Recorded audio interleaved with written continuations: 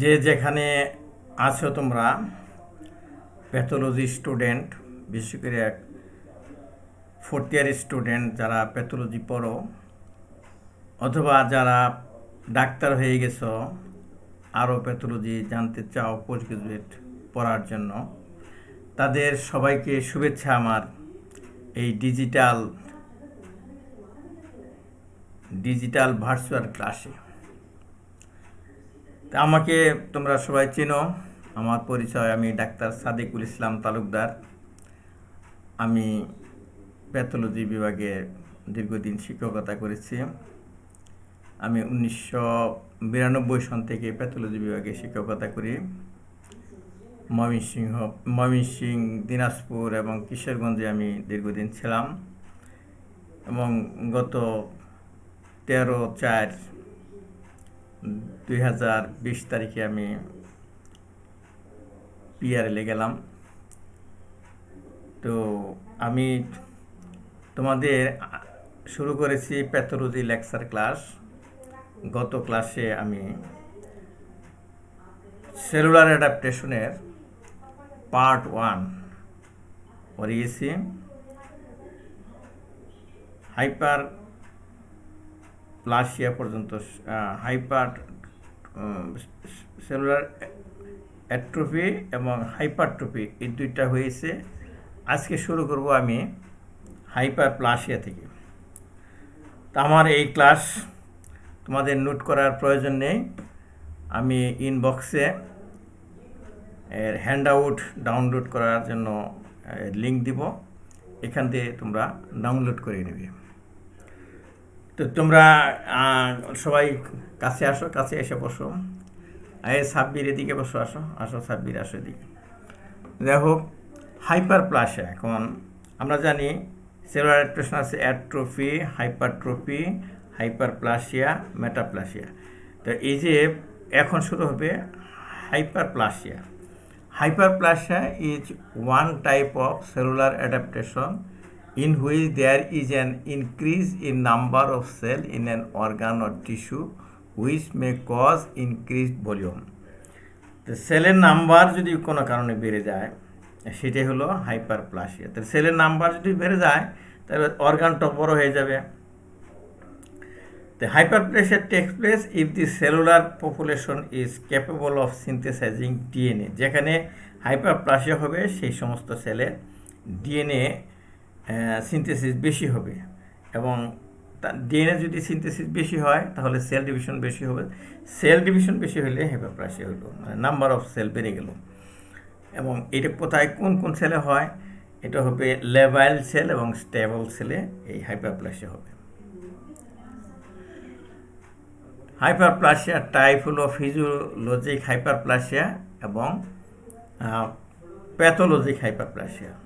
এই physiologic hyperplasia আবার দুই রকম, হরমোনাল হাইপারপ্লাসিয়া আর আছে কম্পেনসেটরি হাইপারপ্লাসিয়া।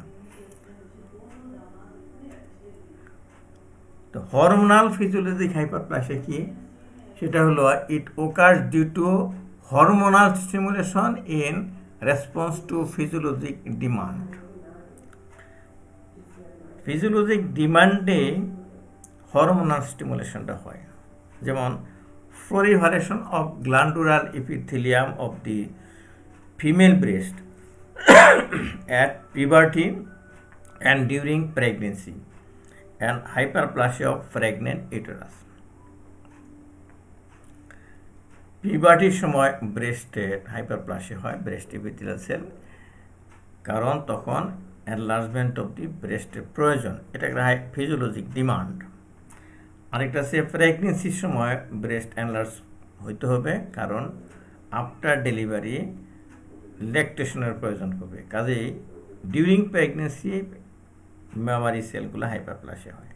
আর আছে হাইপারপ্লাসিয়া অফ প্রেগনেন্ট ইউটেরাস, ফিটাসের জন্য ক্যারি করার জন্যই প্রেগনেন্ট ইউটেরাসের যে মাসলগুলো আছে মায়োমেট্রিয়াম, এগুলো হাইপারপ্লাসিয়া হয়। এখানে কিন্তু হাইপারট্রফি দুইটাই হয়, হাইপারপ্লাসিয়া হয়, হাইপারট্রফি। পরীক্ষার সময় জিজ্ঞেস করে এমন একটা অর্গানের নাম বলো যেখানে একই সাথে হাইপারপ্লাসিয়া হয়, হাইপারট্রফি, তাহলে ইউটেরাসের কথা বলবে, মায়োমেট্রিয়ামের।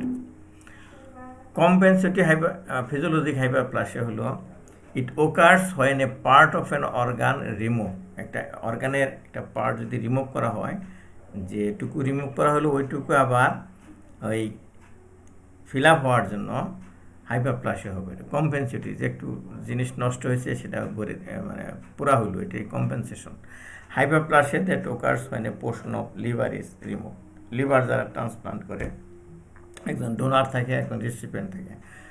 তো ডোনার থেকে এক টুকরা লিভার নিয়ে রিসিপিয়েন্টের লিভারে লাগিয়ে দেওয়া হয়। তো যে ডোনারের যেটুকু লস হলো ওইটুকু তাড়াতাড়ি হাইপারপ্লাসিয়া পূর্ণ হয়ে যাবে। আর হলো প্যাথোলজিক হাইপারপ্লাসিয়া, মানে একটা disease. Most form of pathologic hyperplasia are instances of excessive hormonal stimulation or effect of growth factors on target cell. যে সেলে হাইপারপ্লাসিয়া হবে তার উপর তার এই গ্রোথ ফ্যাক্টরের ইনফ্লুয়েন্স থাকে অথবা কোনো হরমোনের ইনফ্লুয়েন্স থাকে। Hyperplasia of endometrium, hyperplasia of prostate, hyperplasia of connective tissue cell in wound healing, skin ward, যে স্কিনে যে ওয়ার্ড হয় এটাও এক ধরনের হাইপারপ্লাসিয়া, স্কিনের সেলগুলা নাম্বার বেড়ে যায়। এগুলি সবই কিন্তু রোগ, প্যাথোলজি। প্রোস্টেট, এন্ডোমেট্রিয়াম হাইপারপ্লাসিয়া হয়। এখানে একটা স্লাইড দেখানো হচ্ছে, এটা হলো হেমাটোক্সিলিন এবং ইউসিন স্ট্যান্ড করা স্লাইড, প্রোস্টেটের স্লাইড। এই যে প্রোস্টেটিক গ্ল্যান্ড থাকবে এরকম গোল গোল গ্ল্যান্ড থাকবে, কিন্তু এখানে দেখা যাচ্ছে যে বেশ বড় সড়ো গ্ল্যান্ড। আবার যে লাইনিং ইপিথেলিয়াল সেল, এগুলির ফিঙ্গার লাইক প্রজেকশন হয়েছে।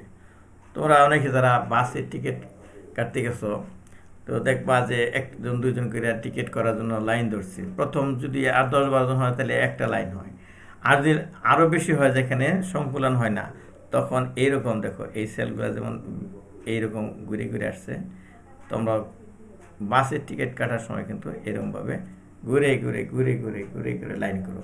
তো এইখানে তাই যখন নাম্বার অফ প্যাসেঞ্জার যখন বাড়ে, ওই বারান্দার দিয়ে ঘুরে ঘুরে ঘুরে ঘুরে দাঁড়ায়, সেরকম এখানে একটা গ্ল্যান্ডের জায়গা নাই, এখানেই গ্ল্যান্ডুলার সেলগুলা হাইপারপ্লাসিয়া হয়েছে। এখানে ফিঙ্গার লাইক প্রজেকশন হয়েছে, papillary projection.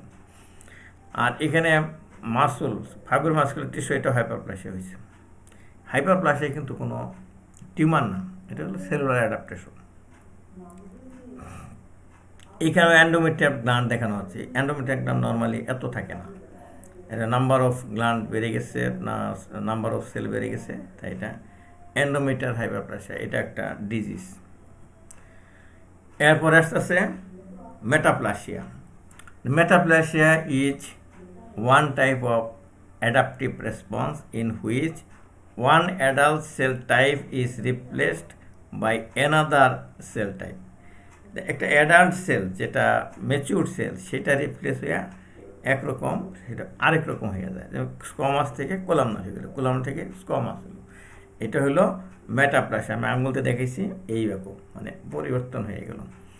If it represent an adaptive substitution of cells more sensitive to stress by cell types better able to withstand the adverse environment. Adverse এনভায়রনমেন্টের টিকা থাকার জন্য সেল পরিবর্তন হইতে হয়। যে সেল আছে নর্মালি সেই সেলে হবে না, সেটা ডিস্ট্রাকশন হয়ে যাবে। এমন একটা সেলটা পরিবর্তন হবে যে অ্যাডভার্স এনভায়রনমেন্টে সে টিকে থাকতে পারে। Example of metaplasia, epithelial metaplasia, columnar to squamous. Columnar cell ছিল, স্কোমাস হয়ে গেল। যেমন ইট ওকার্স ইন রেসপিরেটরি, মানে এই যে রেসপিরেটরি যারা বিড়ি সিগারেট ধূমপান করে, তার এটা একটা সিগারেট কিন্তু একটা ইরিটেন্ট সাবস্টেন্স। অনেক দিন ধূমপান করলে ওই সিলিয়াগুলো নষ্ট হয়ে যায় এবং এই রেসপিরেটরি ট্র্যাক্টের ইনজুরি হইতে থাকে। যাতে ইনজুরি না হয় সেখানে সিলেটেড কোলামনার ইপিথেলিয়াল সেলগুলো পরিবর্তন হয়ে যাবে স্কোমাস সেল। এটা হলো কোলামনার টু স্কোমাস ইপিথেলিয়াম। এইখান থেকে যদি কোনো ক্যান্সার হয় তাহলে কিন্তু স্কোমাস সেল কার্সিনোমা হবে। তো সাধারণত এই জন্য দেখা যায় যে লাংসের ক্যান্সার হওয়ার কথা আছে তো কোলামনার ইপিথেলিয়াম, কিন্তু হইল squamous cell carcinoma. stone in excretory duct, salivary gland, pancreas or bile duct যদি কোনো থাকে, স্টোন থাকে, এই স্টোনের ঘষায় ঘষায় এই কোলামনার সেলগুলা বা কিউবয়েডাল সেলগুলা পরিবর্তন হয়ে স্কোয়ামাস সেল হয়ে যায়। আরেকটা আছে যে ভিটামিন এ ডিফিসিয়েন্সি হলেও কিন্তু রেসপিরেটরি ইপিথেলিয়াম স্কোয়ামাস ইপিথেলিয়াম হয়ে যায়। আরেকটা আছে স্কোয়ামাস মেটাপ্লাসিয়া অফ এন্ডোসার্ভিক্যাল ইপিথেলিয়াম, ক্রনিক সার্ভিসাইটিসে মেয়েদের বেলা এটা একটা কমন একটা প্রবলেম। ক্রনিক সার্ভিসাইটিস দেখা যাবে যে এন্ডোসার্ভিক্যাল গ্ল্যান্ডগুলো হয়ে যায় স্কোয়ামাস সেল, এন্ডোসার্ভিক্যাল গ্ল্যান্ড কোলামনার বা কিউবয়েডাল এটা হয়ে যায় স্কোয়ামাস সেল। এখান থেকে ক্যান্সার হলেও সার্ভিক্সে হয় squamous cell carcinoma. The influences that predispose to such metaplasia, if present, may induce cancer. Cancer transformation in metaplastic epithelium, thus common form of cancer in respiratory tract is composed of squamous cells. আরেকটা আছে squamous two কোলামনার sell metaplasia, ছিল squamous cell যেমন বেয়ারেটস oesophagus. বিজ্ঞানী বেয়ারেটস আবিষ্কার করছে এটা, যে lower end of দি ইসোফেগাসে এমনি নর্মালি থাকে স্কোয়ামাস সেল, যখন গ্যাস্ট্রিক জুস বারবার রিফ্লাক্স হয় তাতে হয় রিফ্লাক্স ইসোফেজিটিস। কী হবে?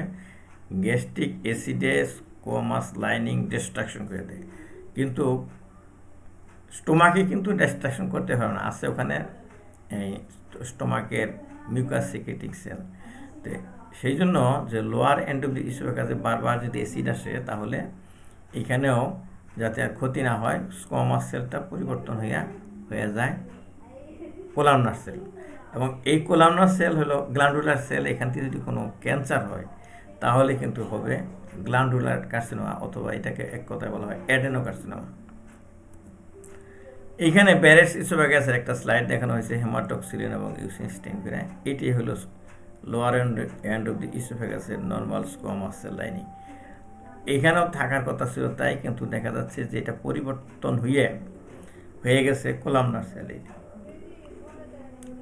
এমনকি সেই কোলামনার সেল যে ছিল সেটাও আবার পরিবর্তন হয়ে গবলেট সেল হয়ে গেছে। এখানে একটা গবলেট সেল দেখতেছি, এখানে কিছু কিছু গবলেট সেল দেখতেছি, কিন্তু গবলেট সেল কিন্তু স্টোমাকে থাকে না।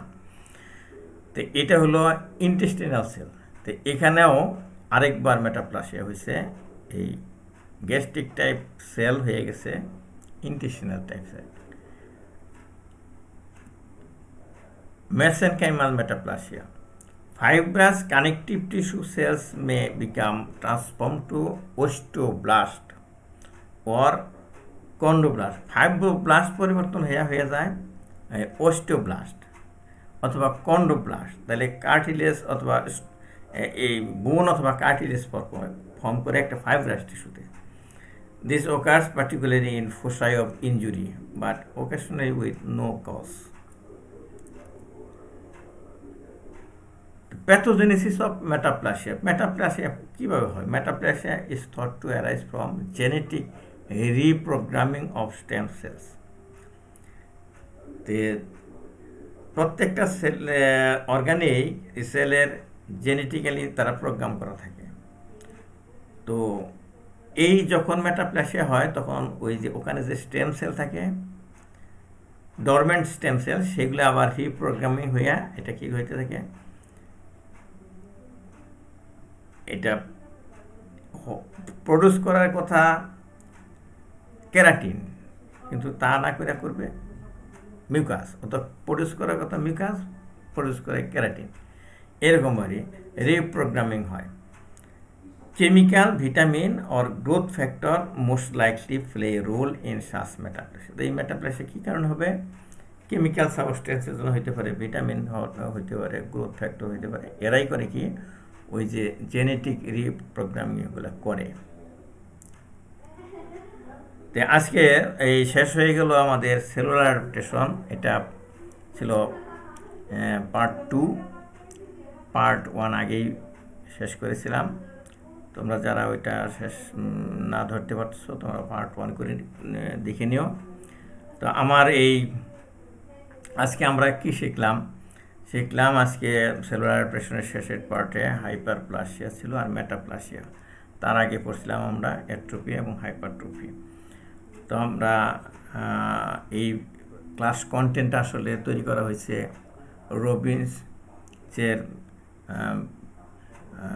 রবিনস অ্যান্ড কোট্টানের প্যাথোলজিক বেসিস অফ ডিজিজ।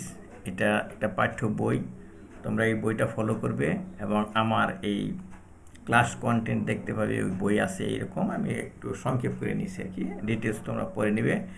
আর যে এই যে ক্লাস হলো এটার হ্যান্ড আউট পিডিএফ আকারে আমার ওয়েবসাইট আছে, আমার ওয়েবসাইট দেখো নিচে আছে talukdarbd.com। এখানে সেলুলার অ্যাডাপ্টেশন লিখে সার্চ দিলেও পাবে। আর আমি এই ভিডিও ডেসক্রিপশনে আমি একটা লিঙ্ক দিব, তোমরা এখান থেকে ডাউনলোড করে নেবে। তবে সবাইকে ধন্যবাদ। তোমরা এরপরে আমার যে ক্লাস হবে সেই ক্লাসটা হবে সেল ইঞ্জুরির উপর, ইনশাল্লাহ ওই ক্লাসও তোমরা দেখে নেবে। ধন্যবাদ।